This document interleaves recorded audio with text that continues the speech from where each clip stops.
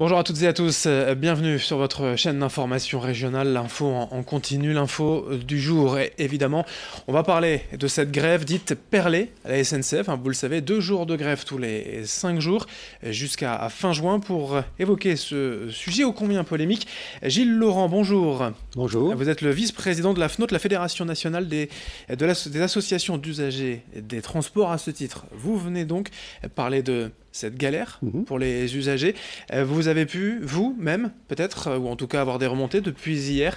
C'est si difficile que cela, depuis 2 jours, de circuler en train dans la région? Ah bah complètement, parce que en gros la SNCF assure vraiment, c'est ce qu'on appelle un service minimum, très très minimum, parce qu'on a un aller-retour par jour en gros pour venir sur l'île, venir le matin et repartir le soir, et puis le reste du temps il n'y a aucun trafic, et sur les lignes qui ne convergent pas vers l'île, il n'y a quasiment pas de train non plus, quelques circulations sont assurées en bus, c'est tout. Le droit de grève, c'est quand même un droit, on le disait, de faire un service minimum.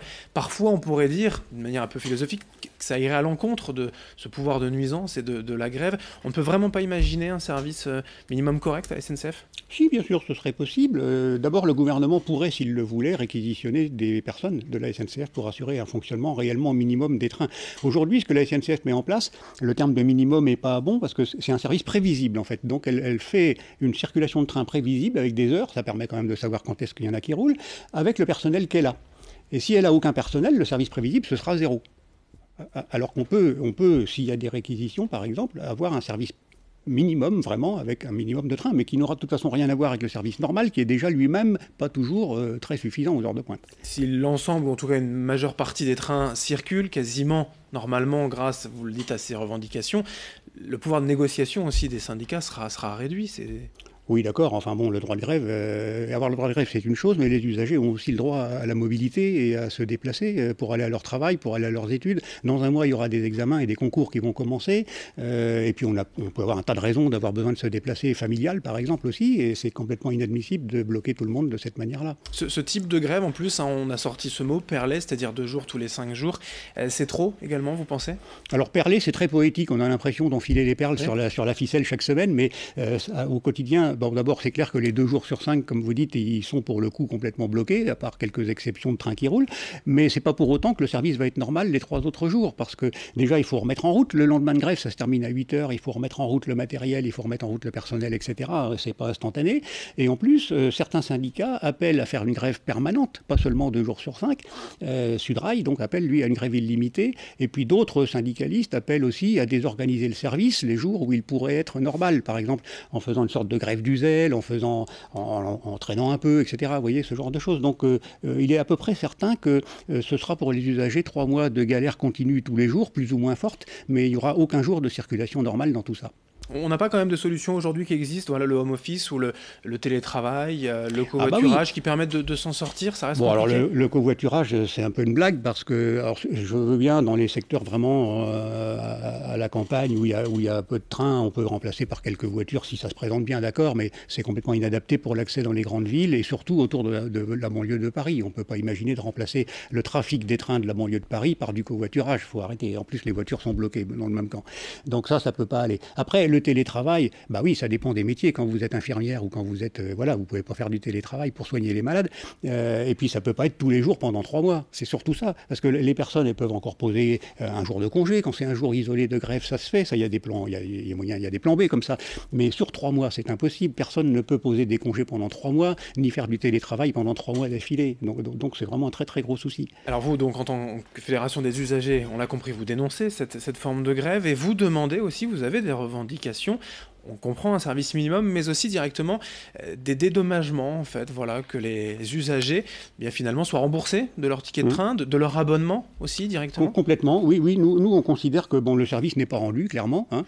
Non seulement il n'est pas rendu, mais ça entraîne des frais annexes en plus de ce qui aurait dû être normalement. Donc, on ne va pas aller jusqu'à rembourser les frais annexes, encore que la question pourrait se poser. Mais on estime qu'à minima, les personnes qui ont des abonnements devraient avoir le droit de suspendre leur abonnement annuel, parce que le problème, il y a un préavis d'un mois la plupart du temps. Donc il aurait fallu savoir début mars qu'il y avait une grève en avril et savoir comment elle serait suivie, ce qui n'est pas possible. Donc dans des circonstances exceptionnelles comme ça, nous considérons que les usagers devraient avoir le droit d'interrompre leur abonnement immédiatement s'ils ne peuvent pas utiliser leur moyen de transport pour lequel ils sont abonnés. Ça paraît assez évident. Aujourd'hui, ce droit n'existe pas. Aujourd'hui, c'est pas le cas. Aujourd'hui, c'est pas le cas. Les abonnements continuent de courir comme si de rien n'était. Après, ceux qui sont mensuels, ils peuvent décider de ne pas acheter leur abonnement du mois d'avril, par exemple, mais après, soit ils ont tout le mois d'avril un plan B avec leur voiture ou autrement, d'accord, ça, il n'y a pas de souci, mais s'ils prennent pas d'abonnement et que quand même ils prennent le train de temps en temps, même en service dégradé, forcément, ils sont en fraude dans ce cas-là. Prendre la responsabilité, justement, de frauder ou en tout cas de ne pas payer son billet, vous pensez que les contrôleurs ne seront pas tolérants en ce moment ?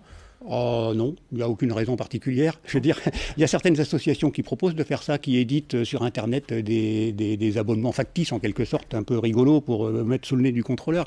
Mais tout dépend sur qui on tombe. Il y a peut-être 90% des contrôleurs qui comprendront aussi que les usagers en ont peut-être un peu marre et que c'est une forme aussi d'exercer pour nous un droit de grève de l'abonnement, si on peut dire. Mais vous avez aussi des contrôleurs un peu pointilleux et on ne peut pas savoir. Alors pour être dédommagé, si vous demandez ainsi d'être remboursé finalement de son abonnement ou de son ticket de train, qui doit payer ? C'est la région pour les TER ou c'est la SNCF ? Alors c'est un peu compliqué parce que la SNCF en matière de TER considère que son client c'est la région et uniquement la région. C'est-à-dire que l'usager, lui, c'est un sous-client. Hein, voilà, donc il prend le train mais on ne lui doit rien. C'est la région. Alors la SNCF paye une indemnité à la région parce qu'elle n'a pas assuré son service. Et derrière, la région, c'est le cas pour l'ancienne région Nord-Pas-de-Calais, ça se passait comme ça en tout cas, reverse une partie de cette indemnité aux usagers. Mais ça représente une somme pas énorme, c'est 15, 20, 30 euros par an. Elle la reverse cette somme si elle le souhaite, elle n'en est pas obligée. Elle n'est pas obligée, il y a des régions qui ne le font pas. Oui, c'était l'habitude en Nord-Pas-de-Calais. Voilà. Donc ici, je ne sais pas comment ça va se passer. Donc nous, on demande à la fois à la région... Et vous souhaiteriez aussi que la SNCF fasse un geste quand même oui, symbolique de rembourser ? Oui, il faut arrêter aussi de demander à la région de tout payer. Je veux dire, c'est déjà... Ça va bien. Le désordre, il est créé par la SNCF. Là. Donc c'est à la SNCF d'indemniser les usagers, à notre avis. Pour finir, à titre plus personnel, même si vous ne le direz certainement pas, vous pensez que cette grève va aller jusqu'au bout de ce qui est annoncé ? Difficile à dire. Difficile à dire. Je pense que les cheminots sont énormément motivés sur cette grève, des fois pour des bonnes raisons et d'autres raisons qui sont sans doute un peu moins bonnes à notre avis. Mais est-ce qu'il va y avoir une lassitude ou pas ? Est-ce que ça va être motivé ? Il va y avoir un effilochage au fil du temps probablement, mais jusqu'où, impossible de savoir. En tout cas, cette grève donc, doit durer jusqu'au mois de juin, fin juin, donc, on l'a dit, 36 jours de grève en tout. Cette grève perlée, 2 jours tous les 5 jours, la galère pour les usagers. On en parle bien évidemment ici avec vous, Gilles Laurent, vice-président de la Fédération nationale des associations d'usagers des transports, la FNOT. Merci d'être venu aujourd'hui sur ce plateau. Et merci à vous de nous avoir suivi. Toutes les infos pratiques, bien évidemment, concernant cette grève, les sites internet ter.sncf.com, l'application SNCF également. Et dans nos prochaines éditions, merci de nous avoir suivis.